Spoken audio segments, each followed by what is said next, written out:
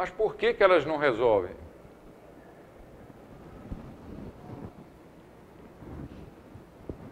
Essa interseção dos mercados de tempo e de moeda, na visão do Roger Garrison, que não é a visão de todos os austríacos, né, diga-se de passagem, mas eu acho uma visão que a gente deve estudar, ela é a principal questão macroeconômica. Como se intercepta os mercados de tempo e de moeda? Capital e tempo. Um dos descobridores da teoria da utilidade marginal, William Stanley Jevons, ele já dizia que uma das maneiras de se concretizar a noção de mercado de tempo consiste em reconhecer o aspecto temporal essencial dos mercados de bens de capital em sua concepção mais ampla. Está vendo? Ele estava quase sendo um austríaco quando ele afirmava isso. A noção de mercado de tempo seria reconhecer o aspecto temporal essencial dos mercados de bens de capital em sua concepção mais ampla. O que é essa concepção mais ampla? Para nós, austríacos, é a concepção do Menger. E o Menger introduziu a ideia de bens de várias ordens. Lembra que eu falei bem de primeira ordem, de segunda ordem, terceira ordem? Exatamente para quê? Para dar uma conotação de que ordem vai denotar uma relação temporal entre um bem de capital e o eventual bem de consumo que esse bem de capital contribui para produzir. São aquelas várias etapas da estrutura de capital da economia. Capital e tempo são indissociáveis, né?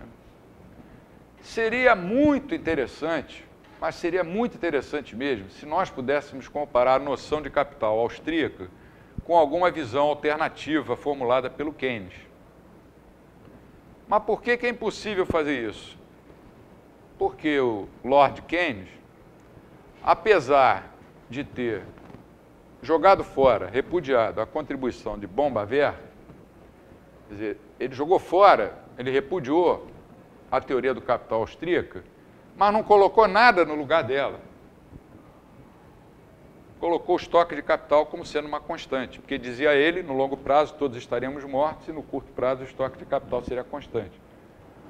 Se você tira uma coisa e não bota nada no lugar, essa coisa pode ser até um time de futebol. Você tira um jogador e não bota outro no lugar, o time fica capenga, vai jogar com 10. Então não dá para comparar a noção de capital austríaca. Talvez fosse interessante, se existisse uma outra teoria, talvez não, seria interessante existir uma outra teoria, inclusive até para criticar a escola austríaca, a teoria austríaca do capital, para ver se ela funciona, se não funciona, se ela é perfeita. Perfeita não é, porque é uma ciência social, certamente tem falhas, mas como ninguém está estudando capital, o último que fez isso para valer foi o Bombaver, que lá em 1914, antes de ser ministro da Fazenda da Áustria, o Keynes tirou a teoria do capital, não botou nada no lugar dela. O capital no curto prazo é constante, a minha preocupação é com a grande crise. Então, o capital é, como eu brinco com meus alunos, o capital é um grande K, um Kzão. K é igual a K0, constante. É assim que os modelos macroeconômicos funcionam. O keynesianismo, então, foi uma emancipação que eu chamo de infeliz do pensamento macroeconômico das questões que são muito importantes relacionadas com a teoria do capital.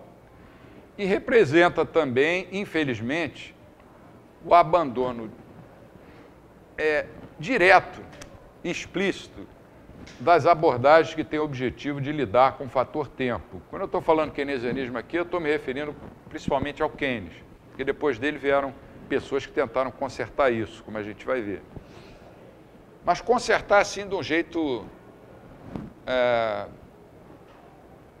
no sentido de dar um jeito, dar um jeitinho para melhorar e não atacar o problema na sua essência. É claro que a sua teoria requer algum tipo de especulação com relação ao futuro, mas quando o espírito animal, que é outra expressão do Keynes, né? O que determina o investimento privado? Ele dizia, é o espírito animal dos investidores. Pô, o que é espírito animal? É algum cachorro que faleceu e o espírito dele... É o quê? Animais têm espírito? Ele quis dizer que é o faro pelo lucro, né? Com isso. Mas ele escondia atrás de expressões nebulosas assuntos que incomodavam ele. Quando o espírito animal dos investidores keynesianos é colocado diante das forças obscuras do tempo e da ignorância, essas últimas parecem vencer sempre. Então, as forças obscuras do tempo e da ignorância acabam vencendo sempre o espírito animal dos empreendedores. Aí entrou o Keynes e falou, aí não tem jeito, tem que ser o governo aumentando seus gastos, porque os investidores não estão com vontade de investir. O espírito animal deles está de mau humor hoje, não está acreditando na economia. É impressionante como o livro do Keynes tem uma inconsistência atrás da outra, e, no entanto, se tornou o livro mais conhecido de economia do século passado.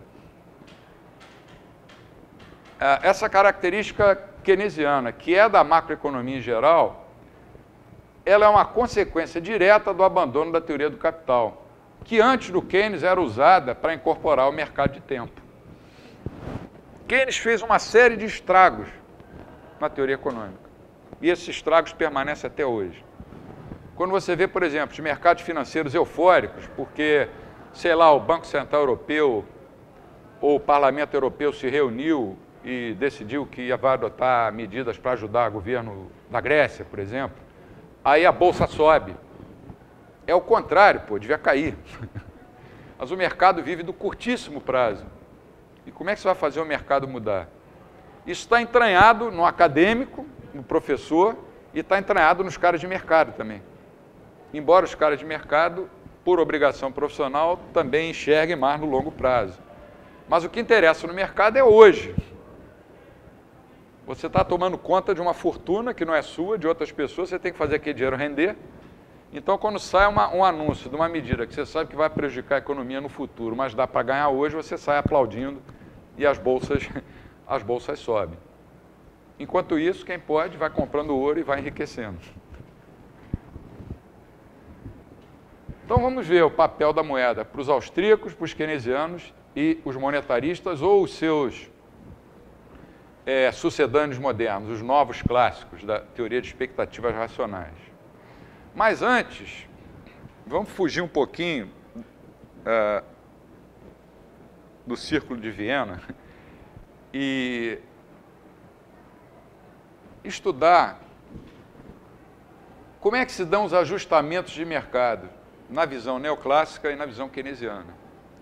Na visão neoclássica, eu estou falando de monetaristas e novos clássicos, os mercados se ajustam sempre por meio das variações nos preços. Se existe um excesso de demanda, o preço sobe e leva o mercado para o equilíbrio. Na visão deles, o mercado vai para o equilíbrio. Em algumas visões, vai instantaneamente. Se existe um excesso de oferta, o preço vai cair e isso vai levar o mercado para o equilíbrio. Você pode resumir dessa forma. Para os neoclássicos, os mercados ajustam-se pelos preços. Aí, se quiser, para impressionar a família, a gente pode escrever uma equação e dizer que o preço é uma função f de D menos S. D menos S é demanda menos oferta. Sendo a derivada primeira positiva. Isso nem parece uma aula de escola austríaca, né? O que significa a derivada primeira positiva? Quando D é maior do que S, quando você tem um excesso de demanda, o P, que é a variável dependente, vai subir. Quando D for menor do que S, você tem um excesso de oferta, o preço vai cair. Para isso, a matemática não atrapalha, acho que até ajuda. Deu para entender, né? Para o neoclássico, se você tem um mercado em desequilíbrio, os preços vão se ajustar. Para alguns, eles vão se ajustar instantaneamente. Eu diria para a maioria.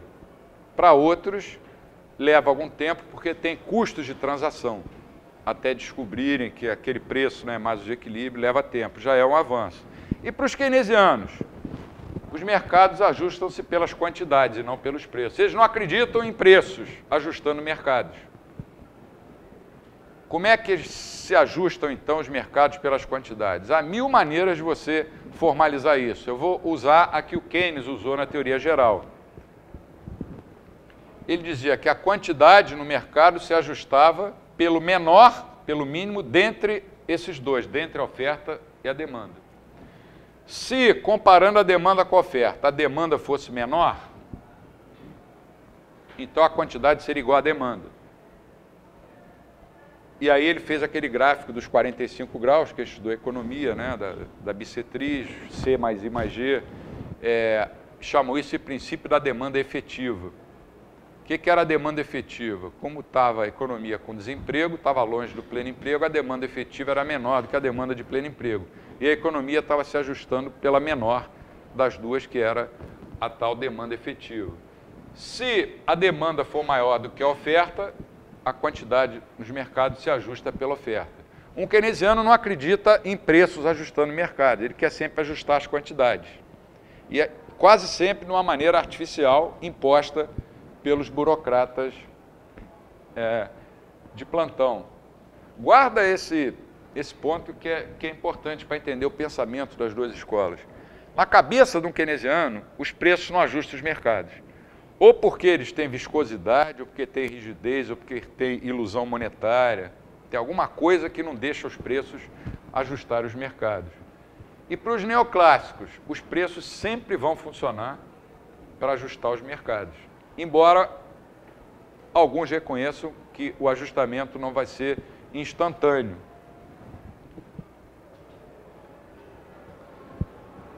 Essa última equação aqui foi a que o Keynes, ele nem usou equação, mas é o que ele deixa implícito na teoria geral.